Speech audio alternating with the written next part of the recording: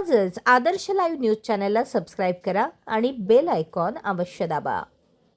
खरं तर ही निवडणूक प्रचार सुरू असताना खूप म्हणजे प्रतिसाद आम्हाला मिळत आहे।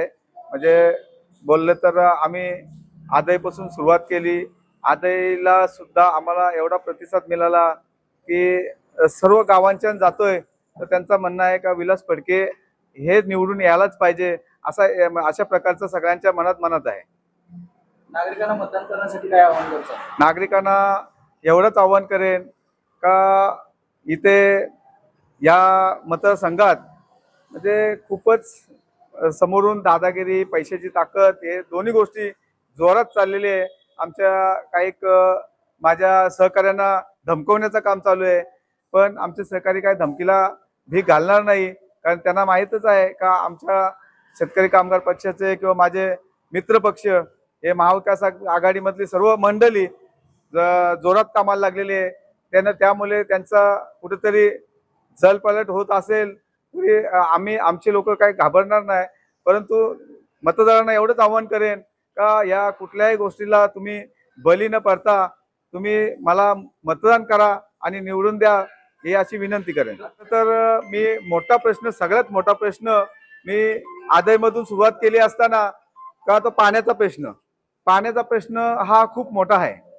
पाणी आदईमध्ये सर्व कामाला नाही मिळालं ते चालेल, पण पाणी मिळालं पाहिजे।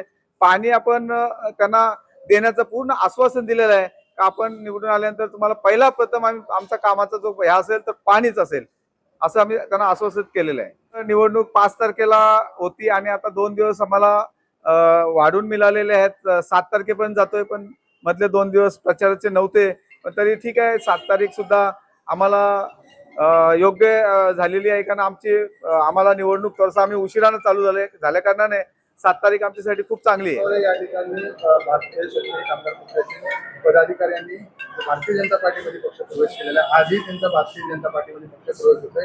आपले सहकारी भारतीय जनता पार्टीचा झेंडा हाती घेतलेला आहे। आपण सगळ्यांना गोष्टीकडे कशा प्रकारे? बरोबरच आहे। माझे मित्रपक्ष शिवसेनेचे काही मंडळी भारतीय जनता पार्टीत प्रवेश केलेला आहे। आम्हाला त्याची कल्पना आहे। केवलामधून आम्हाला थोडाफार हे मागे पुढे आम्ही होऊ शकतो, परंतु आम्हाला बाकी इतर ठिकाणी खूप प्रतिसाद आहे आणि आम्हाला तिथेशी केवळाची भर आम्ही कुठे आमच्या चिपला ग्रामपंचायत असेल किंवा आदई ग्रामपंचायत असेल याच्यामध्ये आम्ही नक्कीच काढू। तर जेव्हा तुम्ही शिवसेनेच्या उमेदवारांनी उमेदवारी अर्ज मागे घेण्यावर वाद निर्माण झाला होता आणि भाजपच्या उमेदवारांनी आपल्यावर आरोप करण्यात आलेला आहे की आपण जाणीवपूर्वक त्या उमेदवारांना माघार घेऊ देत नव्हते, असा आरोप आपल्यावर करण्यात आला। आपण या सगळ्या गोष्टीकडे कशा प्रकारे? खरं तर हा प्रश्न सगळ्या पत्रकारांना पण माहित आहे, पोलिसांना पण माहित आहे, इतर लोकांना पण माहित आहे। त्यात काय आपल्याला जायचं नाहीये, पण एवढं नक्की आहे का त्या उमेदवाराशी तसं बघायला गेलं तर माझं काही वैयक्तिक संबंध नाही। मी कधी त्या उमेदवाराशी बोललो नाही। ज्या वेळेला फॉर्म भरायला मी जेव्हा गेलो तेव्हा गेले असताना ते मित्रपक्ष त्यांना पक्षाने जर उमेदवारी दिली तर ते फॉर्म भरायला येणारच, कारण आम्ही एकत्र लढतोय। परंतु एकत्र लढत असताना जे वाटाघाटी होत असताना ती इथे ज्या वेळेला ज्या वेळेला वाटाघाटी असताना तेव्हा कुणाचं नाव नव्हतं। ते अचानक आल्याने ते आमचं 2 फॉर्म भरलं गेलं, माझं आणि त्यांचं एक मनसेचं होतं। आणि मनसेची पण आमच्या वरिष्ठांनी बोलणी केली, मनसेच्या वरिष्ठांशी आणि त्या उमेदवाराशी, तर त्यांनी सुद्धा मान्य केलं का बाबा आम्ही मागं घेतोय। आणि यांच्याशी पण त्यांची वरिष्ठांची बोलणी चालू होती। डायरेक्ट जिल्हा अध्यक्ष असतील किंवा बालूशेठ असतील त्यांची बोलणी चालू असताना ते सुद्धा काही मागं घेण्याचं आश्वासन दिलं होतं, पण शेवटच्या क्षणाला तो थरार तुम्ही पाहिला। तो त्याच्या बाबतीत काय बोलणार? मतदारांना एवढंच आवाहन करेन की माझी निशाणी आणि माझ्या सहकारी मारुती भस्मा यांची निशाणी एकच आहे, खटारा आहे।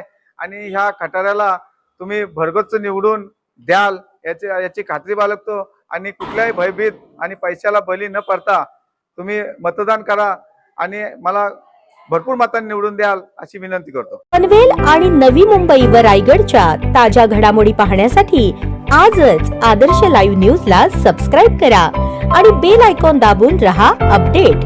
न्यूज व लाईव्ह साठी संपर्क करा 9619 880095 आणि 9653 119523.